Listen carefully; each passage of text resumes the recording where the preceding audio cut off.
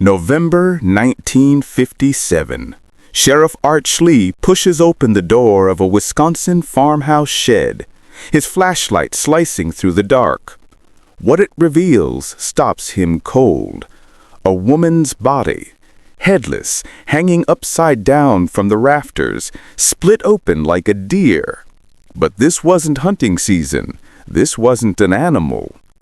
Inside the house, the nightmare only deepened. Bowls carved from skulls, chairs stitched from human skin, lampshades that once pulsed with life. A home transformed into a museum of the dead. And at the center of it all, Edward Theodore Gein, the quiet farmer whose fractured mind would inspire Psycho's Norman Bates, the Texas Chainsaw Massacre's Leatherface, and Silence of the Lambs' Hannibal Lecter. Tonight, we're not just telling his story. We're stepping into the psychology of madness itself, where love, death, and obsession fused into one of the most disturbing minds in American history. It started with a missing person report. Bernice Worden owned the local hardware store in Plainfield, Wisconsin. She was a tough woman who knew everyone in town. On November 16, 1957, her son Frank came to open the store and found it empty. The cash register was gone. His mother was nowhere to be found. But there was blood on the floor. The last person anyone remembered seeing at the store was Ed Gein, the quiet farmer who lived alone on the edge of town. Frank Worden told police that Ed had been asking about antifreeze the day before. He said he'd be back when Frank's mother was working alone. Sheriff Art Smetley and his deputies drove out to the Gein farm that evening. The house sat in darkness, surrounded by junk and old cars. Ed wasn't home. But they had a search warrant, and what they found in that first hour would change how America thinks about evil. They started in the shed behind the house. That's where they found Bernice Worden's body, hanging like meat in a butcher shop. But as they moved into the house itself, they realized this wasn't just a murder scene. This was something much worse. In the kitchen, sitting on the table like everyday dishes, were bowls. But these weren't made of wood or clay. They were made from the tops of human skulls, smoothed, polished, used for eating. The chairs around that table had seats made from human skin, not covering regular cushions. The skin was stretched tight and sewn together like leather. Someone had been sitting on these chairs, eating from those bowls, living with them every day. Sheriff Smetley picked up his flashlight and kept looking. In the living room, a shoebox sat on a shelf. Inside were 9 masks made from women's faces. The skin had been carefully cut and preserved, eye holes cut out. Some still had lipstick on the lips. But this wasn't random violence. This wasn't someone who lost control and killed in anger.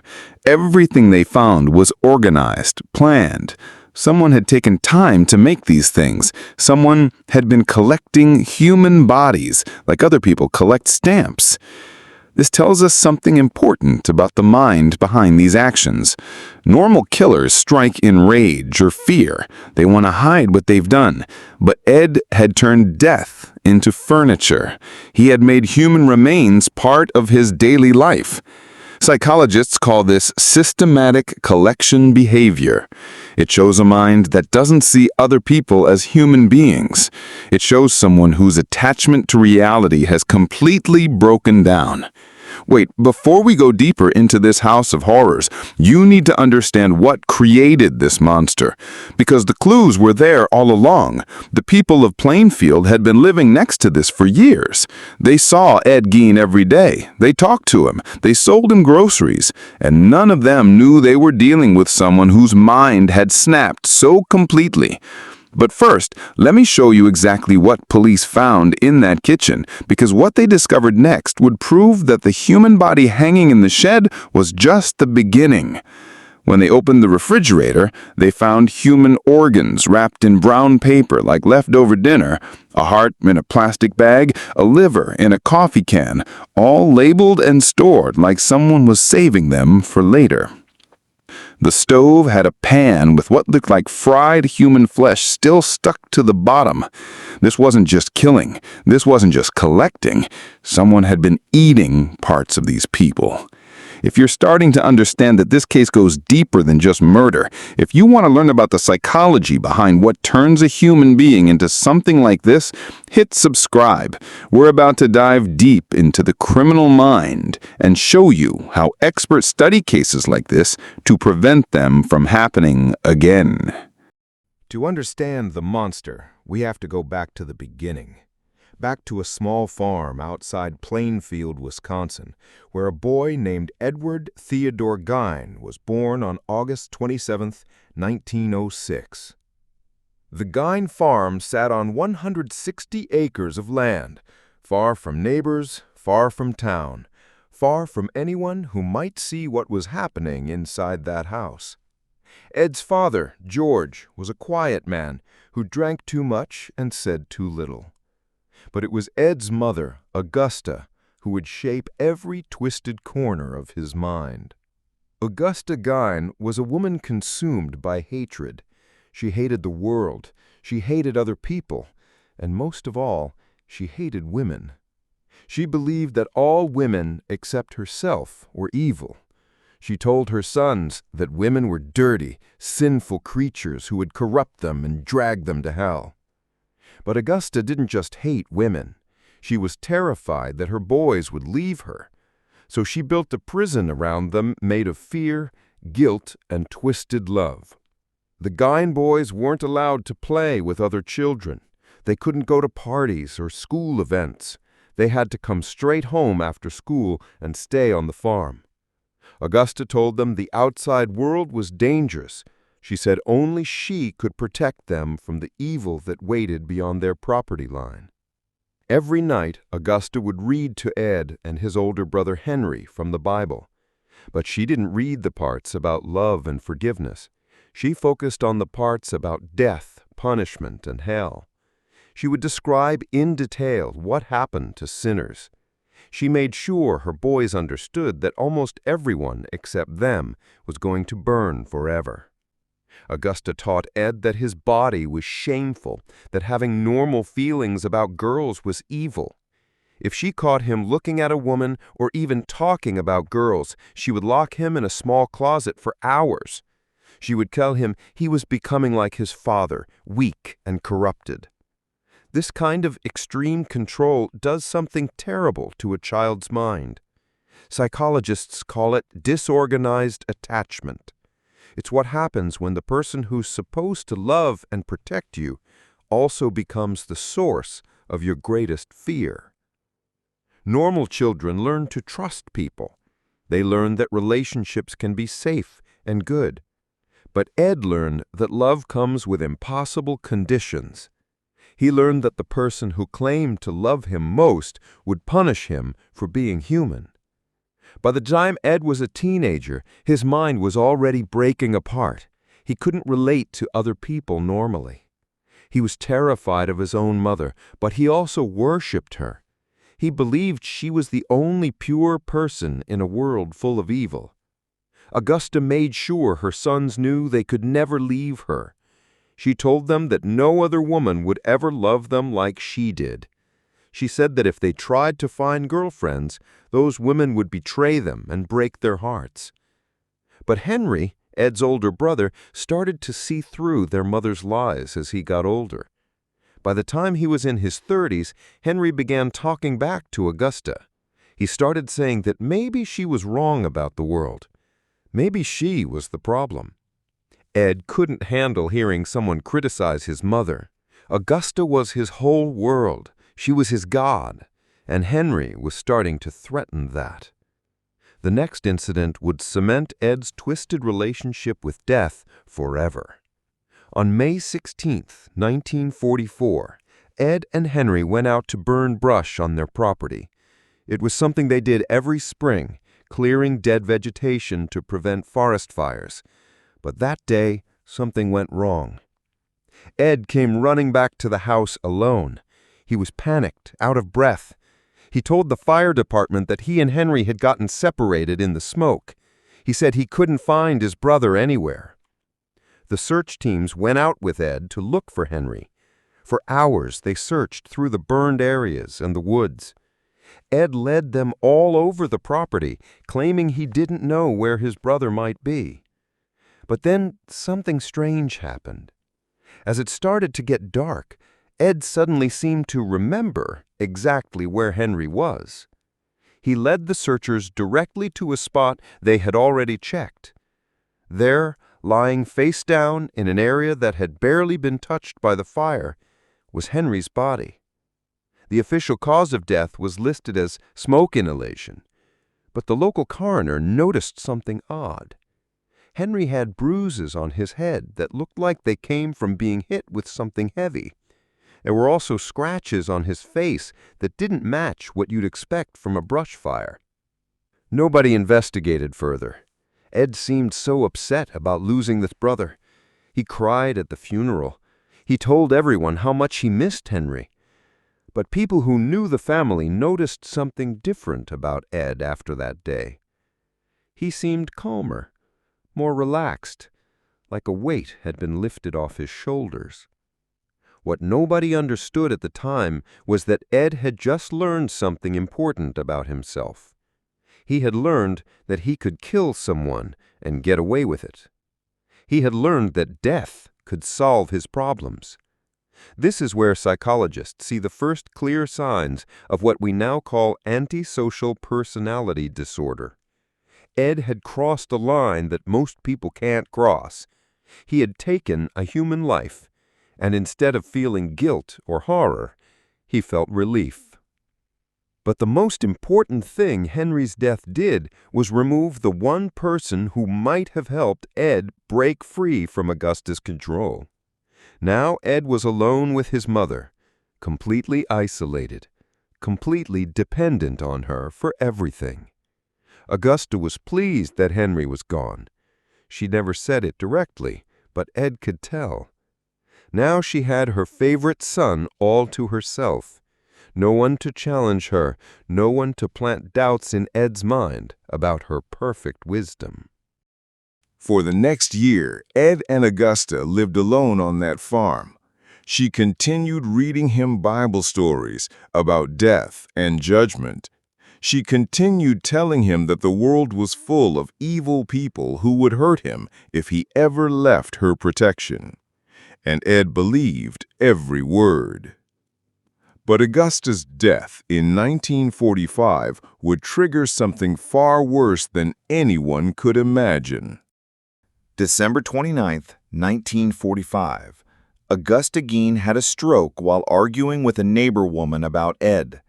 She had been defending her son, telling the woman that Ed was a good boy who would never hurt anyone. The stress of the argument caused something in her brain to snap. Ed found his mother collapsed on the floor of their kitchen. He carried her to her bedroom and called the doctor, but it was too late. Augusta lingered for a few weeks, but she couldn't speak. She couldn't move. She just lay there, staring at Ed with eyes that seemed to blame him for what had happened.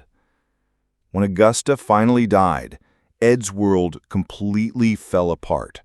For 39 years, his mother had been everything to him.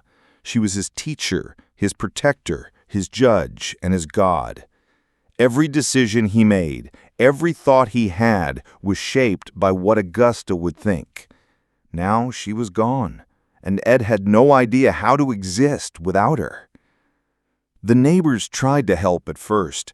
They brought food and offered to help with the farm work, but Ed didn't want their help. He sealed off Augusta's bedroom exactly as she had left it. He wouldn't let anyone go in there. He said it was sacred ground. Without his primary attachment figure, Ed experienced what forensic psychologists call psychotic decompensation. This is what happens when someone's mind was already barely holding together, and then the one thing keeping them stable gets taken away.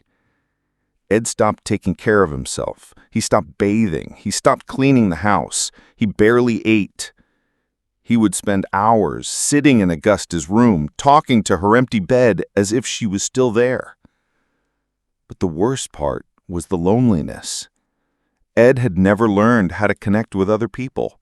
Augusta had made sure of that. Now he was completely alone on that farm, and the silence was driving him crazy.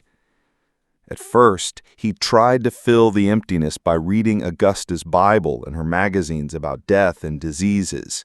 But that wasn't enough. He needed something more, something that would make him feel close to his mother again.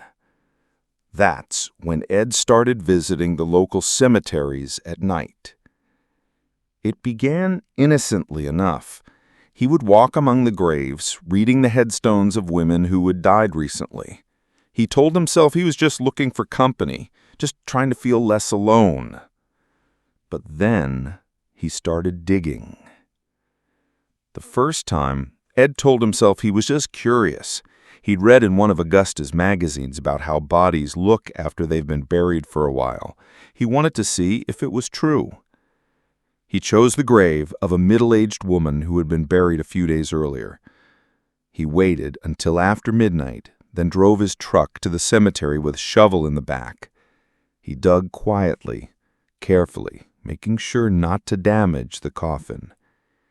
When he opened it, Ed felt something he hadn't felt since Augusta died. He felt calm. Looking at the dead woman's face, he could imagine that it was his mother lying there. He could pretend that Augusta had come back to him. Ed took the body home and kept it for several days. He talked to it. He arranged it in different positions around the house. For the first time since Augusta's death, he didn't feel completely alone. But eventually, the body started to decay. Ed had to bury it in his backyard. The loneliness came flooding back. So he dug up another one. Over the next few years, Ed made dozens of trips to cemeteries around the area. He became an expert at digging quietly and quickly. He learned which funeral homes used the cheapest coffins that were easiest to break into. He kept track of which women had been buried recently.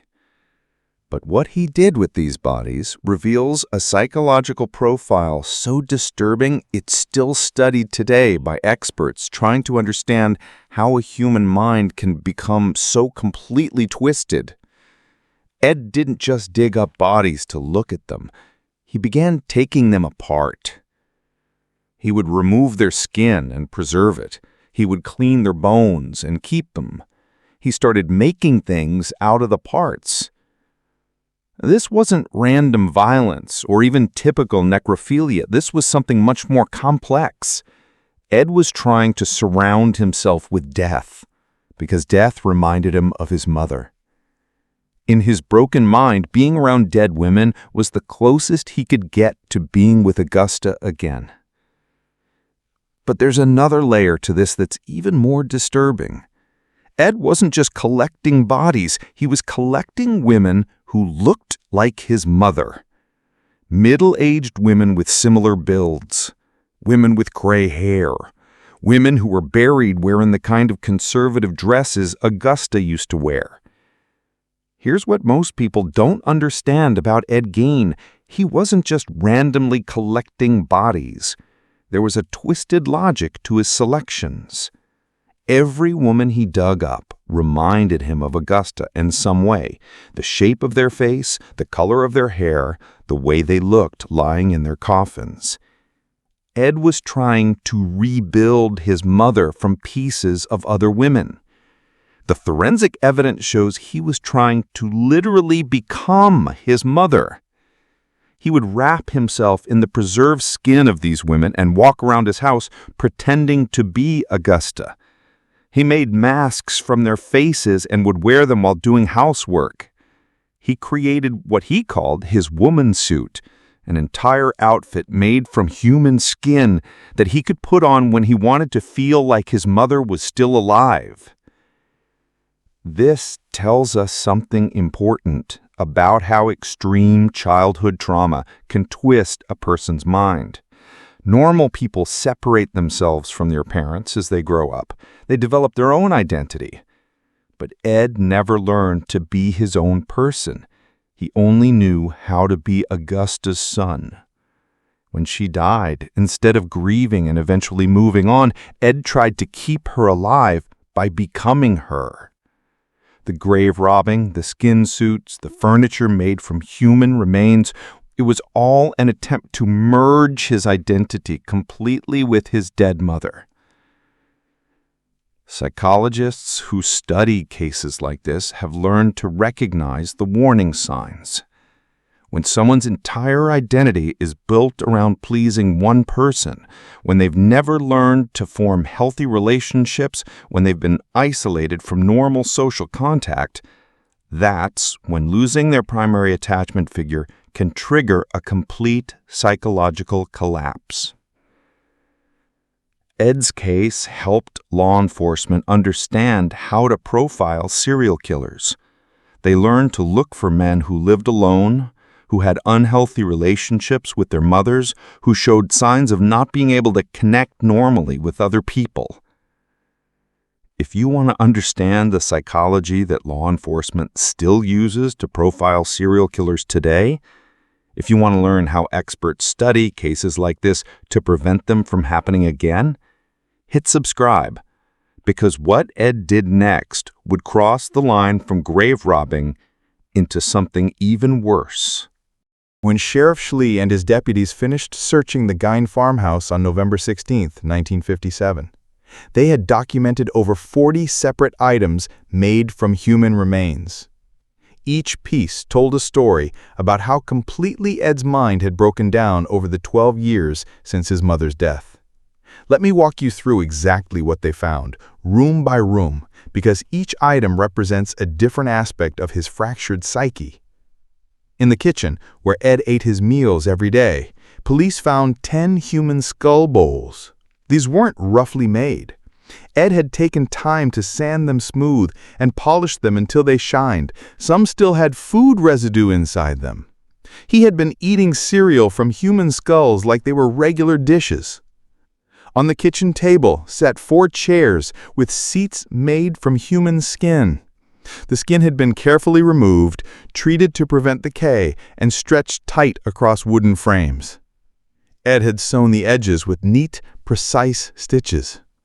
Someone had been sitting on these chairs regularly. The skin showed wear marks from daily use.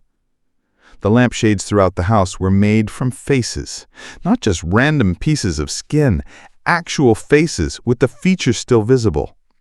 Eye holes cut out, mouth holes positioned so light could shine through.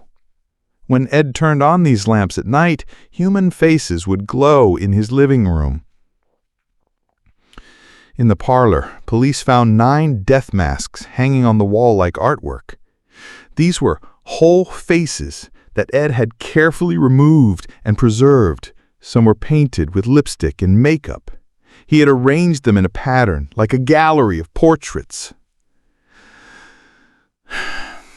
But this behavior pattern indicates what we now call object relations disorder, taken to its most extreme form.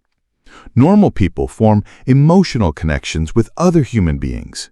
Ed had learned to form emotional connections with objects made from human bodies. This tells us something important about his psychology. Ed wasn't just killing or collecting randomly. He was trying to create a world where he could be surrounded by his idea of perfect women, women who couldn't reject him, couldn't leave him, couldn't criticize him the way his mother had. In the bedroom, police found Ed's most disturbing creation, a complete woman's suit made from the skin of several different women. The torso was one piece. The arms were attached separately. There were even gloves made from human hands, and a mask made from a woman's face. Ed had spent years perfecting this suit. He would put it on and walk around his house pretending to be a woman. Neighbors sometimes reported seeing a woman in the windows of the Gein farmhouse, but they assumed it was just Ed's girlfriend or a visiting relative. The psychological complexity of this behavior is staggering. Ed wasn't experiencing what we might call gender dysphoria, the feeling that you were born in the wrong body. This was something called socotic identification. He was trying to literally become his dead mother by wearing the skin of women who reminded him of her. Under Ed's bed, wrapped in newspaper, police found pieces of 10 different women. Hearts in jars. Livers in coffee cans, strips of skin rolled up like fabric. All carefully labeled and stored like someone saving materials for future projects. The refrigerator contained human organs, wrapped like leftovers. A head in a paper bag, hands in a milk carton. Ed had been treating human body parts like groceries, storing them for when he might need them. But the most disturbing discovery was hidden in his bedroom closet. Inside a shoebox, police found photographs that Ed had taken of his work. Pictures of himself wearing the woman's suit. Images of the faces he had collected arranged in different expressions. Photos of the furniture he had made posed like catalog pictures. Ed had been documenting his creations. He was proud of them. These weren't the actions of someone who knew what he was doing was wrong. This was someone who thought he was creating art. The photographs also showed something else disturbing. Ed had been inviting the dead women to dinner parties. He had set places at his table for them. He had posed their remains in chairs around his kitchen table and taken pictures like they were family gatherings. This reveals how completely Ed had lost touch with reality. In his mind, these weren't dead bodies or stolen remains. They were his companions, his family, his connection to the mother he missed so desperately. Modern forensic psychologists study Ed's case to understand how isolation can destroy a person's ability to tell the difference between fantasy and reality. When someone spends years alone with their delusions, those delusions can become more real to them than the actual world. Ed had created his own universe inside that farmhouse, a universe where his mother was still alive in the form of other women's bodies. A universe where he could be the woman his mother wanted him to be. A universe where death wasn't final, it was just a transformation into something more useful. The most chilling part is how organized it all was. This wasn't the chaotic violence of someone who had snapped suddenly. This was the methodical work of someone who had spent years perfecting his craft. Every piece of furniture was carefully made. Every body part was properly preserved. Every mask was painted with care. Ed had turned his house into a workshop where human remains were raw materials for creating the family he had always wanted. But there was one more discovery that would explain everything about Ed's psychology. Hidden in the back of his bedroom closet, police found Augusta's dress. The same dress she had been buried in 12 years earlier. Ed had dug up his own mother's grave and taken her body home. For over a decade, Ed had been living with Augusta's corpse. He would dress it in different outfits. He would set it at the dinner table. He would talk to it every night before going to sleep. This discovery revealed the true source of his madness. Everything he had done, the grave robbing, the murders, the furniture made from human skin, it was all an attempt to bring his mother back to life. What happened next during his interrogation revealed just how deep his delusions went. Police found Ed Gein at his neighbor's house the night they discovered Bernice Worden's body. He was sitting calmly at the kitchen table, eating dinner and talking about the weather like nothing had happened. When they told him they needed to ask him some questions, he nodded politely and got his coat. During the drive to the police station, Ed seemed more worried about his truck than about being arrested. He asked if someone would make sure it didn't get towed. He wanted to know if his property would be okay while he was gone. He acted like he expected to be home in a few hours. When the interrogation began, Ed's behavior was unlike anything the investigators had ever seen. Most suspects either deny everything or break down and confess out of guilt. Ed did neither. He answered their questions like they were asking about his grocery shopping. "Did you kill Bernice Worden?" they asked. "Yes," Ed said calmly. "I shot her with my rifle." "Why did you kill her?" Ed thought about this for a moment, like he was trying to remember what he had for breakfast. "I needed her," he said finally. This lack of remorse indicates classic psychopathic traits, but his delusions suggest something more complex than simple psychopathy. Ed wasn't trying to manipulate the investigators or convince them he was innocent. He genuinely didn't understand why they were upset about what he had done. When they asked him about the other body parts in his house, Ed became more animated. He started describing his furniture like he was giving a tour to visitors. He explained how long it took to make each piece. He talked about which techniques worked best for preserving skin. "The lampshades are tricky," he told them. "You have to stretch the skin just right or it tears." The investigators realized they weren't dealing with a typical criminal. Ed talked about human bodies the way other people might discuss woodworking projects. He had no emotional connection to the fact that these had been living people. As the questioning continued, Ed admitted to a second murder. 3 years earlier, in December 1954, a woman named Mary Hogan had disappeared from the tavern she owned in Pine Grove, Wisconsin. The place was found empty, with blood on the floor and a .32 caliber bullet casing on the ground. Ed described Mary's murder in the same matter-of-fact tone he used for everything else. He had driven to her tavern on a Saturday afternoon when she was alone. He shot her in the head, loaded her body into his truck, and drove home. "Why Mary Hogan?" the investigators asked. Ed's answer revealed the twisted logic behind his victim's selection. "She looked like my mother. Same build, same age, same way of standing." This is crucial for understanding Ed's psychology. He wasn't killing random women. He was specifically choosing victims who reminded him of Augusta. Both Bernice Worden and Mary Hogan were middle-aged women with gray hair and sturdy builds. Both ran local businesses and had strong personalities. But his explanation for why he killed them reveals the true horror of his mental state. When they asked him directly why he had murdered Bernice Worden and Mary Hogan instead of just digging up bodies like he usually did, Ed's answers showed how his delusions had evolved over the years. The old bodies weren't working anymore. They were getting too decayed. I needed fresh ones, and I needed ones that looked exactly like my mother when she was alive. This reveals the progression of Ed's mental illness. At first, any dead woman would satisfy his psychological needs.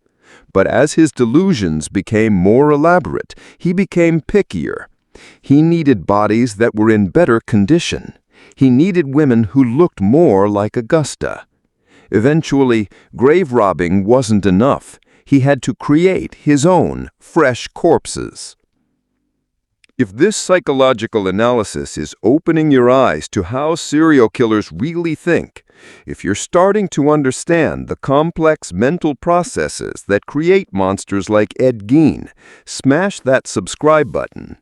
We're just getting to the most chilling part, because what the psychiatrists discovered when they examined Ed's mind would change how we understand criminal insanity forever. After Ed's arrest, the court ordered a complete psychiatric evaluation to determine if he was mentally fit to stand trial. The task fell to Dr. Edward Kelleher, one of the most respected psychiatrists in Wisconsin. What Dr. Kelleher discovered during his months of interviews with Ed would revolutionize how mental health professionals understand the connection between childhood trauma and violent behavior. The first question Dr. Kelleher had to answer was whether Ed was suffering from schizophrenia or psychopathy. This distinction was crucial because it would determine how Ed was treated by the legal system. Schizophrenia involves hearing voices, seeing things that aren't there, and losing touch with reality. Psychopathy involves a lack of empathy and remorse, but with a clear understanding of right and wrong. At first glance, Ed seemed to fit the schizophrenia diagnosis. He had clearly lost touch with reality. He believed dead people could talk to him. He thought wearing human skin could transform him into his mother. But Dr. Kelleher noticed something unusual. Ed's delusions were very specific and organized. He wasn't hearing random voices or seeing random hallucinations. Everything in his fantasy world served a specific purpose, reconnecting him with his dead mother. This suggested that Ed's condition was more complex than simple schizophrenia. His break from reality wasn't random. It was a response to extreme psychological trauma that had been building for decades. Dr. Kelleher spent over 100 hours interviewing Ed, trying to map the exact process that had transformed a shy farm boy into a killer who made furniture from human skin. What he discovered was a case study in how extreme childhood abuse can completely rewire a person's brain. From a modern psychological perspective, Ed would likely be diagnosed with several overlapping conditions. Severe attachment disorder from his toxic relationship with Augusta, post-traumatic stress disorder from years of psychological abuse, dissociative identity disorder from his attempts to become his mother, and antisocial personality disorder from his complete inability to empathize with other people. But the core of Ed's pathology was what psychologists now call an extreme mother complex, an Oedipal fixation taken to its most disturbing conclusion. In normal psychological development, children form strong attachments to their parents, but gradually learn to separate their own identity from their family. They learn to form relationships with other people. They develop their own personality, their own values, their own way of seeing the world. Ed never went through this process. Augusta made sure of that. Instead of learning to be his own person, he learned that his only value came from pleasing his mother. Instead of developing relationships with other people, he was taught that everyone except Augusta was dangerous and evil. Instead of forming his own identity, he was molded into an extension of Augusta's will. Dr. Kelleher concluded that Ed represents the most severe case of pathological attachment ever documented in psychological literature. Ed's entire sense of self was built around being Augusta's son.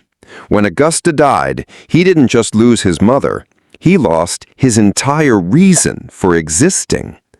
This explains why Ed's response to Augusta's death was so extreme.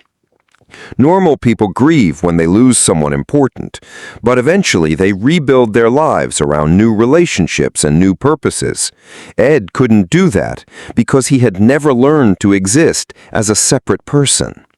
The connection between childhood abuse and violent fantasy fulfillment is clear in Ed's case.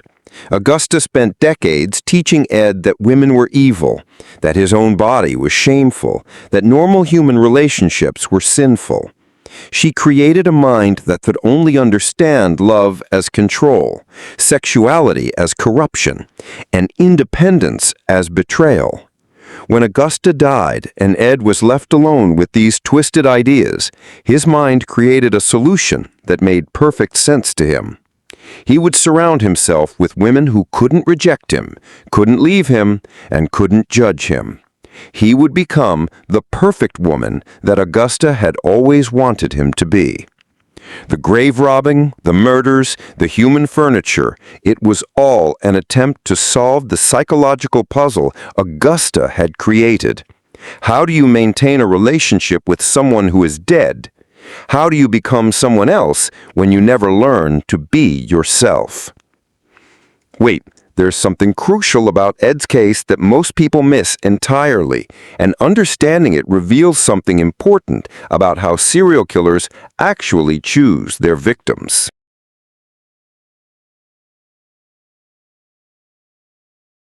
Why Ed never targeted young women.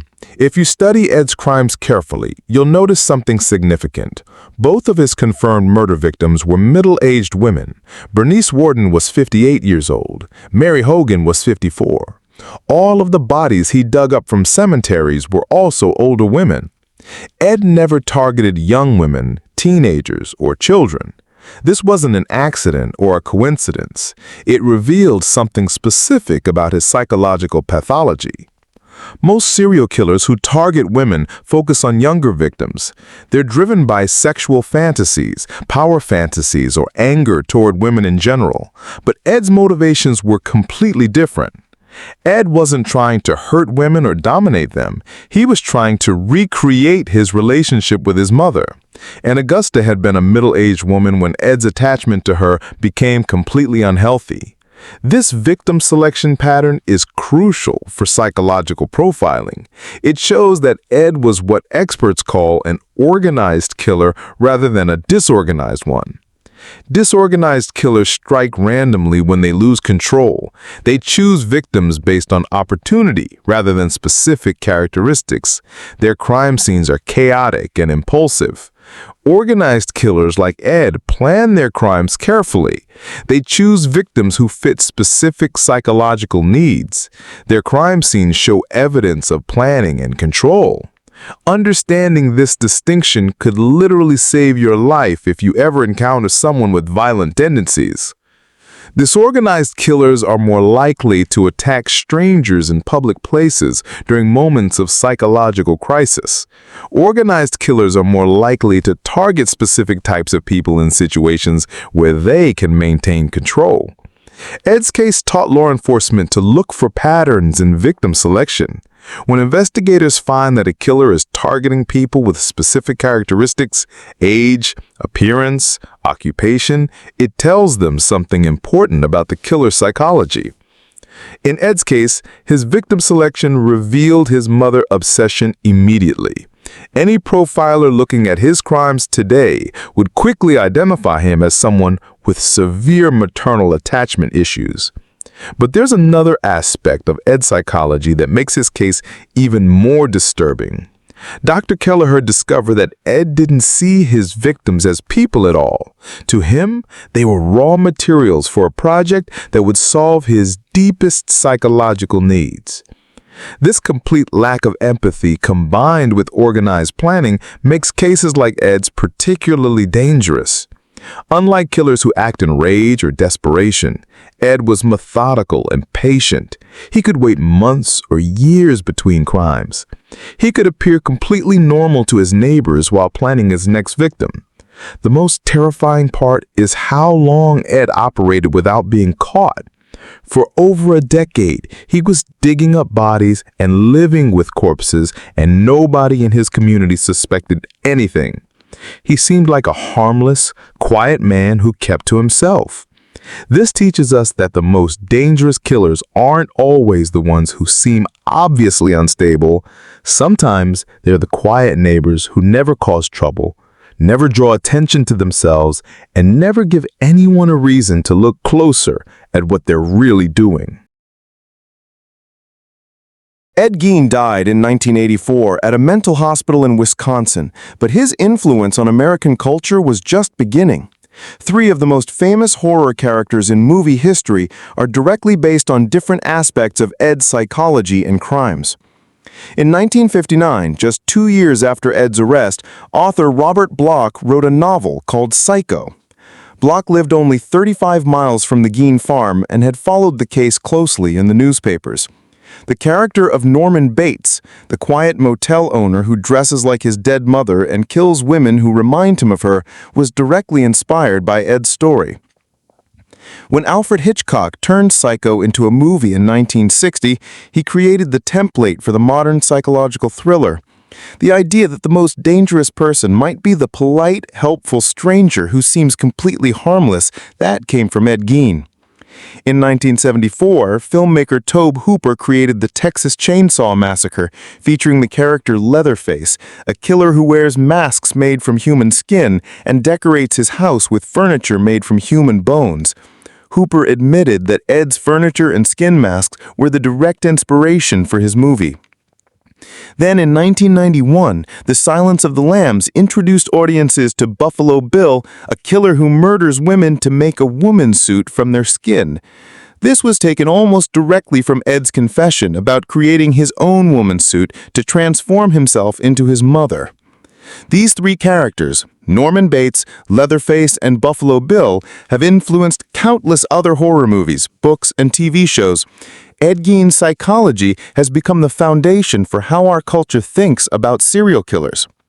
But why does society remain fascinated with Ed Gein decades after his death? The answer lies in cultural psychology. Ed represents something that terrifies us at a deep level, the idea that extreme evil can hide behind a completely normal appearance. For 12 years after his mother's death, Ed lived among his neighbors in Plainfield. He shopped at their stores, he helped with their farm work. He seemed like a harmless if odd bachelor who kept to himself.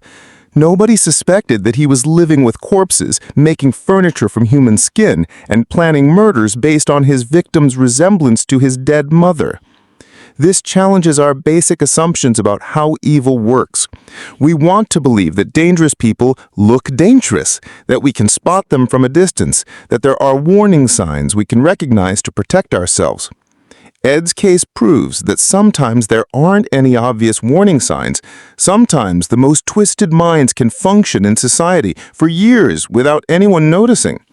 This possibility haunts us because it means we're never completely safe from people whose psychology has completely broken down. Beyond its cultural influence, the Ed Gein case revolutionized how law enforcement approaches serial crime investigation. Before Ed, police tended to treat each murder as a separate incident. They looked for obvious motives like robbery or revenge. They didn't think about the psychology behind repeated killings. Ed's case taught investigators that some killers operate according to internal psychological patterns that have nothing to do with normal human motivations. This led to the development of criminal profiling, the practice of analyzing crime scenes to understand the personality and psychology of unknown killers. The FBI's Behavioral Analysis Unit, which profiles serial killers and helps local police departments solve difficult cases, owes its existence partly to lessons learned from studying Ed Gein. The unit's founders realized that understanding the psychology behind crimes could help them predict how killers would behave and where they might strike next. Current serial killer research still references Ed's case when studying the connection between childhood trauma and violent behavior.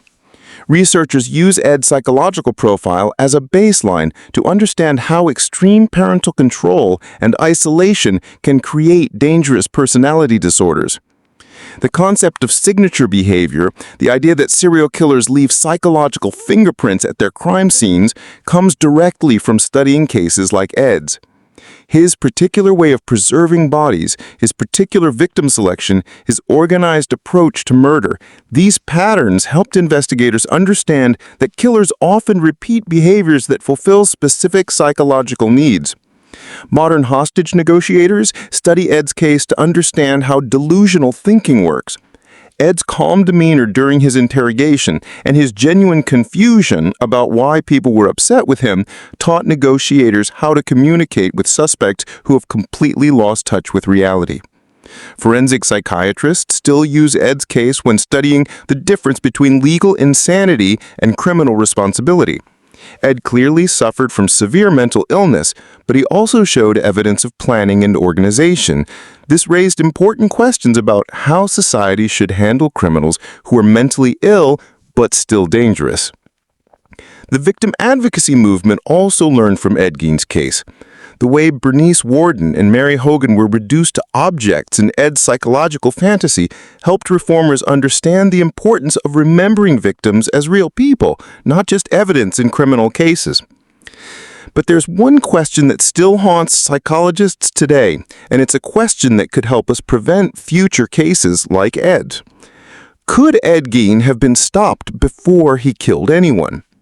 Looking back at his childhood and early adulthood, experts can see clear warning signs that his psychology was breaking down. His extreme isolation, his unhealthy attachment to his mother, his inability to form normal relationships, his fascination with death and decay. The problem is that these warning signs only seem obvious after we know what Ed became. At the time, he just seemed like a shy, awkward man who lived alone and kept to himself. In rural Wisconsin in the 1940s and 1950s, there were probably dozens of men with similar backgrounds who never hurt anyone. This raises uncomfortable questions about how we balance individual privacy with public safety. How closely should we monitor people who seem psychologically troubled?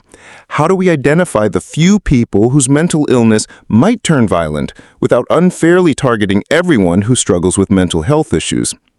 These questions become more important every year as we learn more about the connection between childhood trauma and violent behavior.